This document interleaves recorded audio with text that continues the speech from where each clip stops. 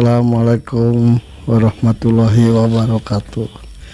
Kita ketemu lagi di malam Jumat yang penuh dengan berkah. Kita akan menceritakan pengalaman selama ini.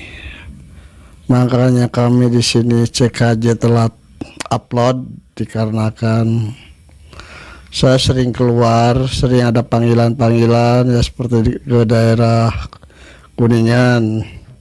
Di situ saya mengobati orang kena santet yang perutnya membengkak besar. Sudah nyampe ke sana, sebelum masuk di pintu tuh, sebelum saya salam ke tuan rumah, di situ udah ada aura-aura yang menyerang. Bisa ditangani, bisa diatasi, bisa baru masuk. Udah masuk, terus nanya, "Ini Bapak ke Kemanggil satu ada apa, maksud apa?" Dia menjawab, "Ini Ki, ada keluarga saya ada yang sakit, perutnya besar, buncit. Kalau tadinya sih nggak apa-apa, dibawa ke rumah sakit, katanya penyakit ini nggak ada penyakitnya." "Kok bisa begitu?" "Iya, jadi udah beberapa kali ke rumah sakit, diperiksa sama dokter, itu nggak ada penyakitnya. Terus kata dia udah memanggil beberapa orang paranormal, kiai, ustad. Itu hasilnya tuh gagal." Terus dia ngelihat YouTube CKJ, dia langsung nelpon, suruh datang. Saya udah datang, terus dilihat, terus saya minta di situ minta ayam untuk transfer penyakit, ayam jago. Di situ udah di ritual apa udah disyariatin gitu ya, dia udah berdoa munajat sama Allah. Udah begitu langsung ritual. Saya tuh ritual, malah saya di situ sempat muntah darah di situ tuh. Tapi terus saya tuh berusaha terus semampunya, sekuatnya. Ini saya yakin pasti ada penyakit, pasti ada obatnya. Udah langsung ritual begitu. Dia ya bisa dibilang terserah mau percaya mau enggak, itu perutnya tuh mendadak kempes. Tapi di perutnya itu keluar airnya tuh air warna hitam. Baunya tuh seperti bau air limbah gitu. Udah begitu dari ritual ya kurang lebihnya 1-2 jam, orang itu langsung teriak-teriak keluar dari larangannya tuh, dari lubur keluar air hitam, warnanya hitam, bau. Itu orang kesakitan. Udah gitu, itu orang tuh langsung pingsan. Terus satu ambil air, dikasih doa, air itu langsung disiram-siram ke wajahnya, ke badannya. Gak lama kemudian itu orang udah sehat lagi. Itu inti dasarnya itu kena santet ya, seperti santet dikarenakan orang ini usahanya, jualannya tuh sangat laku. Mungkin ada saingannya yang iri hati, gimana dia disantet. Terus saya tuh dipanggil ke daerah Kuningan. Di daerah Kuningan ya, saya nginep di Kuningan ya kurang lebih 2-3 hari lah, udah sampai tuntas, sampai beres, sampai sehat total. Pas saya di Kuningan, HP saya bunyi lagi. Kita lanjut perjalanan ke Tegal. ke Tegal. Saya disuruh diminta tolong sama orang. Dia nanya, Ki sekarang ada di mana? Oh saya ada di Kuningan. Ya tolong Ki langsung aja ke Tegal. Ini alamatnya, RT RW-nya, kelurahannya, kecamatannya ini. Terus saya jawab, ya insya Allah mungkin besok atau lusa saya datang. Udah 3 hari saya di Kuningan, saya lanjut perjalanan ke Tegal. Di Tegal juga ada orang ya, anak muda gitu ya, anak muda ya sekitar umur 20 tahunan lah. Itu dia sakitnya tuh ya kena santet juga sih, kena guna-guna. Udah nyampe di situ saya nanya, Bapak manggil saya tuh ada apa Pak? Ini kata orang itu, Ki ini anak saya udah berobat kemana-mana, ke dukun, ke kiai, ke ustadz, ke mana tuh belum ada perubahan. Coba Ki tolong, gimana caranya Aki, terserah Aki gimana, yang penting ini anak saya sehat. Itu keadaan di Tegal. Itu anaknya di mana? Tuh anaknya di kamar. Pas saya diantar ke kamar tuh anak itu yang sakit tuh udah parah, udah bener-bener udah telanjang bulat. Anaknya tuh udah teriak-teriak kesakitan. Saya paranin, saya deketin. Terus saya di situ ritual. Terus saya minta ayam jago. Dikasih sama orang tua tuh, dikasih. Udah saya tuh di situ ritual lagi, ritual. Udah ritual begitu, si anak laki-laki itu teriak-teriak sakitan. Malah dia si anak tuh sampai mengeluarkan darah dari mulutnya tuh, mengeluarkan darah. Tuh yang ayam dipegang sama saya itu tuh ayamnya tuh mati ayamnya tuh.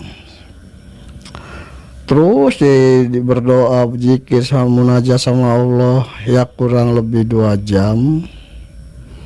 Alhamdulillah tuh anak langsung minta makan. Minta makan. Kata saya jangan dikasih makan dulu Pak. Ini suruh mandi aja dulu, bersih dulu. Udah bebersih, udah beres bebersih baru dia dikasih makan. Itu makannya tuh seperti orang kelaparan. Saya di situ lagi istirahat, habis nyariatin orang yang dari Tegal itu. Saya lagi istirahat, lagi duduk. Terus teman saya tuh nerima telepon lagi. Itu dari Cirebon, dari Tegal. Saya di Tegal tuh 2 hari nyariatin orang kena santet juga. Kalau saya ceritain itu asal permulaannya atau gimananya itu jadi gimana ya. Kalau saya ceritain ini asalnya gimana, ini gimana, saya nggak mau cerita. Yang penting judulnya orang ini sehat jadi sehat lagi. Begitu aja, yang penting sehat intinya sih. Saya dari Tegal tuh anggota saya tuh dapat telepon lagi ke daerah Cirebon. Dari Tegal saya meluncur ke Cirebon kota. Udah nyampe di Cirebon kota, terus cari alamatnya, udah ketemu masuk, ngobrol. Terus saya tanya mana orangnya yang sakit itu. Kata dia tuh orangnya ada di kamar. Pas dilihat itu anak perempuan. Ya itu bisa dibilang gila juga sih, bisa dibilang gila. Udah teriak-teriak kemari, udah itu teriak-teriaknya tuh manggil anak laki-laki, ya mungkin pacarnya atau gimana kurang tahu. Udah begitu, udah dideketin, ajak salaman tuh si anak itu nggak mau. Terus saya minta tolong sama keluarganya, tolong nih orang ini anaknya dipegang. Ini kan selalu berontak terus, tolong pegang, tapi jangan sampai kesakitan. Ya katanya tuh. Si anak itu dipegang, terus saya ritual, munajat, minta sama yang kuasa. Langsung teriak-teriak seperti orang kesakitan. Itu anehnya tuh dari kepalanya tuh keluar asap, seperti asap itu seperti uap, itu keluar uap. Ya kurang lebihnya 2 jam saya ritual di situ, keluar uap dari kepalanya. Keluar uap dari kepalanya tuh, si anak itu langsung pingsan. Udah pingsan, langsung pingsan. Udah lagi pingsan itu satu berdoa, munajat sama Allah, minta biar kesembuhannya, kesehatannya. Itu anak itu tuh ya bisa dibilang kena goda karena pacarnya itu. Jadi cinta ditolak, dukun bertindak itu. Tapi alhamdulillah sekarang udah sehat. Di situ satu ya lagi duduk, lagi istirahat. Jadi yang sebenarnya tuh yang ngobatin, yang mengambil penyakit itu sebenarnya tuh bukan saya, hanya Allah Ta'ala. Saya kan cuma itu hanya kepercayaan dari Allah, amanah dari Allah. Jadi orang tuh nggak ada yang bisa, nggak ada, itu hanya kepercayaan dari Allah. Udah di situ tempat udah alhamdulillah selama perjalanan itu udah sehat semua, udah seperti sedia kala sehat. Jadi menurut pengalaman saya selama ini emang mungkin dikarenakan saya udah tua atau gimana, bukannya nggak bisa pengobatan jarak jauh tuh, bukannya nggak bisa, tapi lambat dikarenakan fisik saya ini udah lemah, udah tua. Tapi kalau secara berdekatan itu secara fisik itu alhamdulillah hasilnya lumayan. Tidak seperti guna-guna atau penyakit medis atau non medis, seperti ada yang mau jual tanah, jual rumah. Alhamdulillah semuanya lancar, dikarenakan saya datang ke TKP, enggak secara jarak jauh. Kalau dulu sih waktu muda nggak tahu lah. Kalau masalahnya sekarang sih kan fisik udah lemah, jadi tenaga udah kurang, jadi kurang memenuhi syarat. Makanya selama ini pengobatan jarak jauh tuh ada yang hasil, ada yang enggak, dikarenakan tenaganya udah lemah, udah tua. Jadi bukannya saya nggak tanggung jawab, saya tanggung jawab pengobatan jarak jauh juga. Cuman ada perbedaan. Kalau jarak jauh ada yang hasil, ada yang enggak. Kalau jarak dekat, kalau datang diparanin ke rumahnya, itu selalu hasil, selalu sukses. Jadi selalu orang-orang udah pada sehat ya. Itu yang kemarin aja semuanya sekarang udah pada sehat semua, udah kuat semua. Udah dari Cirebon saya pulang. Udah pulang itu saya baru nyampe ke rumah ya kurang lebih 3 jam 4 jam lagi istirahat. Ada yang manggil lagi ke Cianjur. Di Cianjur saya di situ dipanggil untuk nyareatin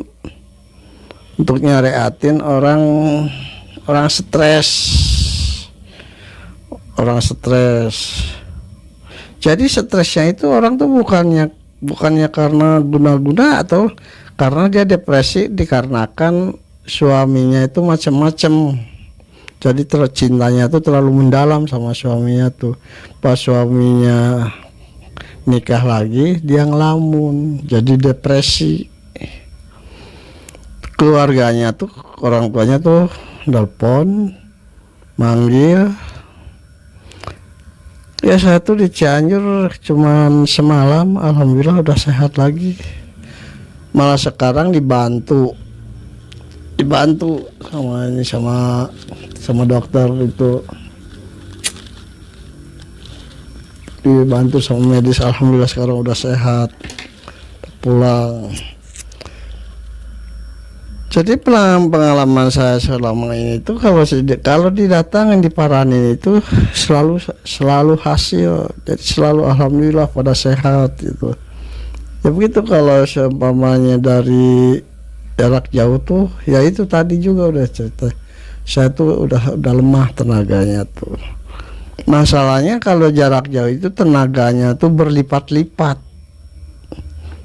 Ya kalau di ini sih ya, kita seumpamanya kalau diparanin ke rumahnya tuh ya mungkin kalau dinilai sih ya sekitar 10. Kalau jarak jauh itu pakai tenaga 100 ya kan nggak mungkin. Apalagi ada yang seperti di luar negeri atau di mana sekarang itu udah kurang mampu. Ya kalau seumpamanya membutuhkan, mendingan telepon aja. Mendingan biar saya datang. Bukannya saya nggak mau diparanin ke rumah, bukan. Jadi saya tuh banyak pengalaman di bidang masalah begini tuh. Jadi bukannya nggak boleh, saya nggak mau. Seperti orang yang ngesantet, kena guna-gunakan itu datang ke rumah tuh nggak mau saya tuh. Bukannya masalah ini masalah itu, bukan. Sebab efek sampingannya tuh kena keluarga saya nggak mau. Jadi kalau diambil dari rumahnya, seperti aura-aura negatif itu kita masukin ke ayam, ke kambing atau ke mana itu binatang-binatang, itu si binatang itu dilepas, dibuangnya di mana aja terserah dibuangnya. Itu usahain binatang itu jangan sampai dimakan, nanti penyakit itu menular sama yang makan daging. Kalau saya tuh nggak mau muluk-muluk, nggak kayak orang-orang seperti pakai kambing, pakai kerbau atau pakai sapi. Saya nggak mau, kasihan sama orang-orang yang memerlukan. Seperti lihat di TV ada transfer ke kambing atau ke sapi atau ke kerbau, itu biayanya terlalu berat, terlalu mahal. Mendingan kita sederhana aja, masukin ke ayam jago, tapi ayamnya yang sehat, yang kuat, insya Allah. Itu yang selalu didatangin di parannya mas saya itu alhamdulillah pada sehat. Kalau jarak jauh tuh, kalau seumpamanya 10 tuh yang hasil cuma 6 kalau jarak jauh. Jadi enggak 100%, enggak, jadi enggak selalu sehat, pasti ada yang gagal. Masalahnya tuh fisik udah lemah, udah gak kuat. Ya emang jadi kalau pengobatan jarak jauh tuh emang enaknya tuh jadi nggak ribet, terus terang aja, nggak ribet, enak. Jadi kita melalui pakai video call itu tuh emang enak, jadi nggak ribet, nggak harus begini. Ya gitu, maaf aja, sayanya udah kurang mampu, maaf. Dikarenakan energinya itu keluarnya tuh lebih banyak, lebih besar, apalagi sampai melewati pulau, melewati laut. Makanya selama ini yang lewat laut itu dari sekian orang tuh yang hasil itu cuman 40%. Jadi nggak 100%. Kalau yang diparanin sih itu alhamdulillah pada sehat. Kalau yang didatangi gitu, itu pengalamannya. Makanya orang-orang yang kadang-kadang komennya begini yang dari jarak jauh, itu sebenarnya tuh bukannya saya nggak usahain, saya selalu usaha sebaik mungkin, semampu mungkin, sekuat mungkin. Tapi dikarenakan fisiknya udah lemah, ya kalau seumpamanya membutuhkan, mendingan dipanggil aja. Saya bukan nggak mau datang orang ke rumah, bukan nggak mau, soalnya orang yang diambil auranya itu pasti nyebar di rumah, nyebar, takut nempel kemana, terutama keluarga saya. Makanya saya selama ini saya nolak terus kepada orang yang datang ke rumah, kecuali orang yang mau datang ke rumah cuma hanya sekedar ngobrol silaturahim, silakan aja. Kalau untuk pengobatan enggak, itu ke saya. Jadi masalah pengobatan secara ini tuh kebanyakan tuh nganggap enteng. Seperti lagi saya dipanggil ke Surabaya. Ke Surabaya dia selamatan.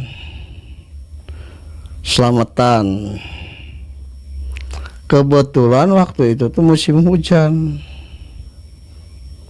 Kebetulan tuh saya dipercaya jadi pawang hujan. Di situ saya tuh benar-benar mempergunakan ilmu penemu jampe pamaket tuh benar-benar. Pas waktunya undangan datang, itu hujannya. Di situ saya mulai ritual menahan ya antara hujan dengan hujan. Ditahan malah sampai saya mengeluarkan darah, menahan itu. Jadi keluarganya yang hajatan itu, jadi diantaranya tuh seperti ada yang kurang seneng dianya selamatan. Jadi saudara si orang itu tuh dia manggil pawang hujan supaya hujan turun di daerah situ. Itu saya di situ benar-benar taruhan nyawanya tuh benar-benar. Malah saya sampai mengeluarkan darah situ. Tapi yang punya rumahnya itu lama saya tuh nganggap gak ada kerjaan. Nganggapnya tuh sebenarnya itu yang nangani air hujan itu sebenarnya lebih berat, lebih susah. Mendingan jadi kalau perbandingan itu mendingan nyariatin orang daripada nahan air hujan. Itu berarti menahan kehendak Allah. Jadi kita seolah-olah bertentangan dengan kehendak Allah. Makanya di situ saya dikasih pelajaran sampai saya keluarkan darah.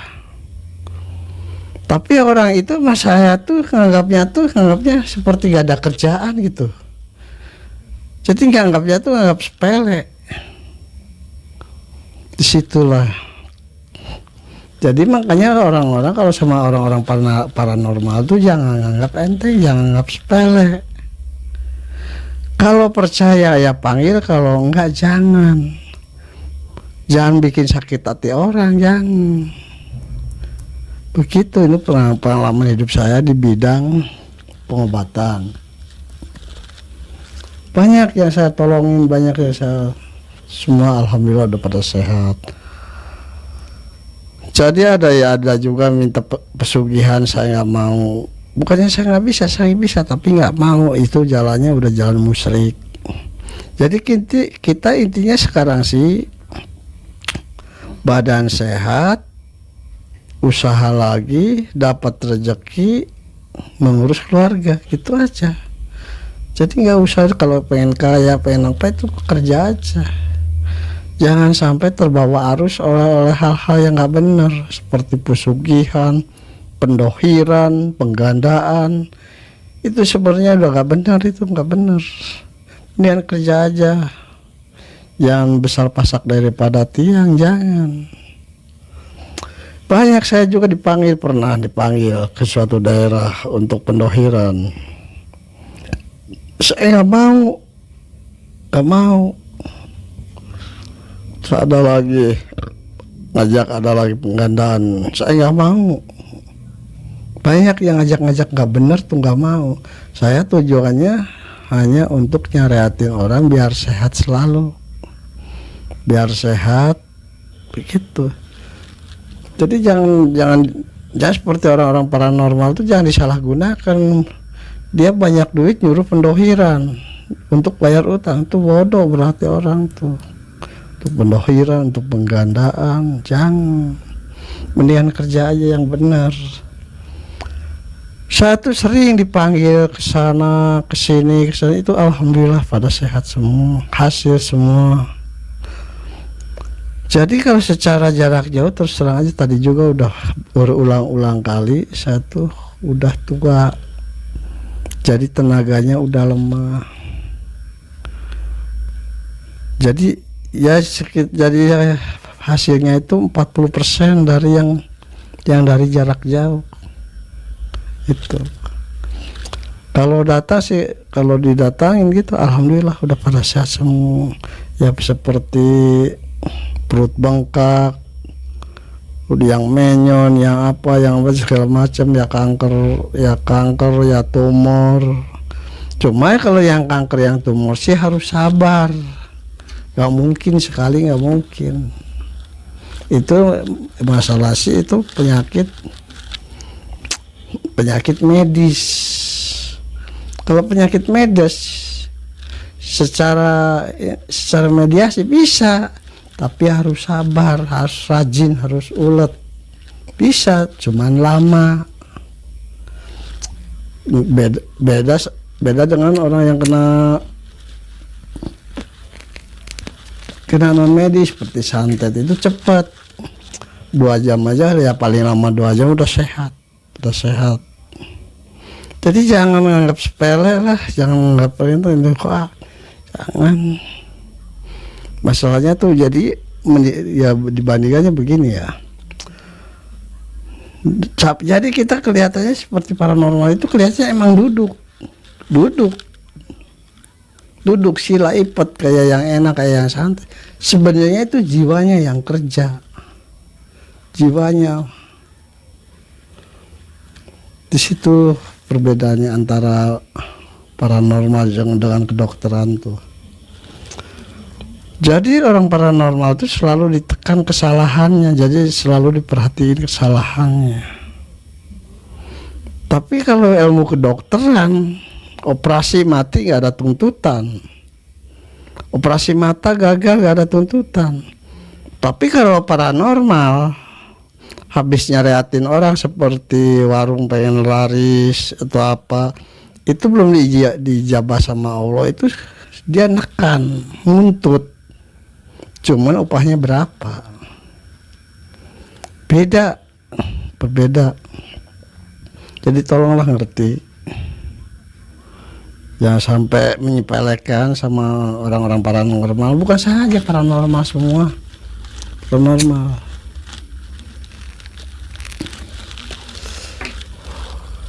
Itu rata-rata. Itu sama paranormal tuh nganggapnya tuh sepele. Dikarenakan duduk gak ada kerja, tapi sebenarnya batinnya yang kerja.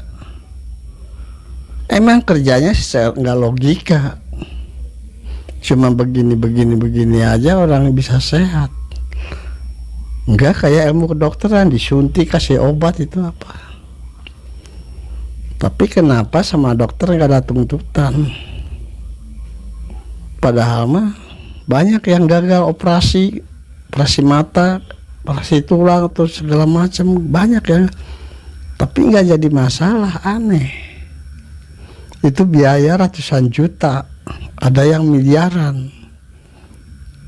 Orang mati aja harus bayar. Tapi kalau sama paranormal, mungkin matinya karena kehendak Allah, itu disangkanya disantet. Disitulah perbedaannya tuh. Makanya tolong kalau sama paranormal tuh jangan anggap sepele. Hargailah, bukan siapa yang dihargai, bukan.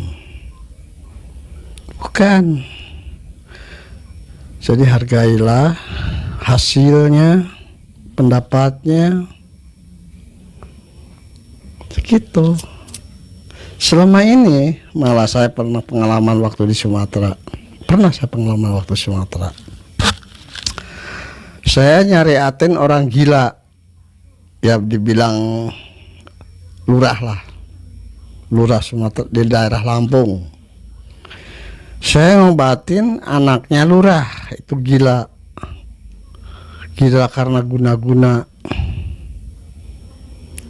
Itu saya tuh berusaha semampu mungkin Yang namanya ilmu penemu nyampe pemakai itu semua dikeluarin, dikerahkan semua. Udah begitu sembuh, udah begitu sehat, si orang itu menjual sapinya. Saya juga waktu menjual sapi nggak tahu, nggak jual sapinya. Udah 2 hari kemudian saya diparanin polisi. Disangkanya saya nipu, harus jual ini, harus jual itu, padahal saya enggak. Saya ngalamin saya di penjara karena nolong orang pernah, tapi nggak masalah, mungkin itu udah perjalanan hidup saya. Itu di Sumatera. Di Kalimantan begitu, di daerah Cianjur begitu, tapi nggak masalah, saya nggak bakalan kapok, enggak. Saya menjalankan sebagai kewajiban saya. Orang nolong itu wajib dibantu. Antara imbalannya itu terserah, tapi pakai logika. Biaya ke dokter, ke rumah sakit berapa, begitu. Jadi jangan anggap sepele. Banyak teman-teman saya paranormal pernah datang semua, Ciamis, Cianjur, Banjar, Purwakarta, Jawa, di mana pada datang mengeluh semua, ngeluh. Ya begitulah. Emang kalau orang-orang anggota saya itu paranormal, rombongan saya itu nggak ditarget, enggak, cuman paling minta buat sesajen aja. Jadi sesajen itu cuman yang dilihat itu dari penyakitnya, penyakit berat atau enggak, begitu. Kalau seperti penyakit non medis, ya insya Allah cepat, waktu itu juga sehat. Tapi kalau medis itu harus rajin, ya mungkin sekaligus nggak mungkin. Masalahnya kalau medis itu membetulkan urat-urat saraf, meluruskan saraf-saraf, menormalkan darah-darah, jadi mengatur organ tubuh, jadi diolah lagi, jadi lambat. Enggak kayak orang kena santet, itu cepat, paling lama 2 jam, paling lama itu sehat lagi. Kalau orang pencabutan ilmu itu ada efeknya banyak. Pernah saya kejadian, pernah pengalaman, ada orang udah tua ya, umurnya sekitar 80-90-an lah, dia mau matinya susah. Udah ke kiai, udah ke ustadz, udah ke dukun, udah kemana, itu gagal. Pas dia ketemu, pas manggil saya ke rumahnya, cuman saya wanti-wanti sama keluarganya, saya minta perjanjian hitam di atas putih. Udah perjanjian hitam di atas putih, kalau ada apa-apa udah semuanya, anaknya, saudaranya, semua udah tanda tangan hitam di atas putih. Kalau ada apa-apa tidak, bebas dari tuntutan. Terus saya langsung ritual. Gak kelamaan, ya gak lama lagi saya ngerokok 2 isap. Itu yang si Bonto tuh langsung teriak nangis. Itu orang itu meninggal. Udah ilmunya keluar, langsung meninggal. 1. Yang kedua begitu, yang ketiga begitu. Itu perjanjian dulu. Tapi waktu saya di Sumatera, waktu saya di Sulawesi, perjanjian, tapi saya tetap kena. Saya 2 minggu di kantor polisi, padahal udah ada perjanjian, kalau ada apa-apa bebas tuntutan hukum. Padahal orang itu banyak, keluarganya tuh, anak-anaknya pada ngerubung, lihat di situ. Tapi akhirnya itu pengalamannya paranormal tuh begitu. Jadi kebanyakan tuh tanggapannya tuh negatif. Emang kalau paranormal yang bohong tuh selalu dipercaya, selalu. Tapi kalau kita mau jalan benar itu susah. Jadi banyak alasan, inilah itulah banyak alasannya. Jadi ketakutan. Kalau sama orang yang mau benar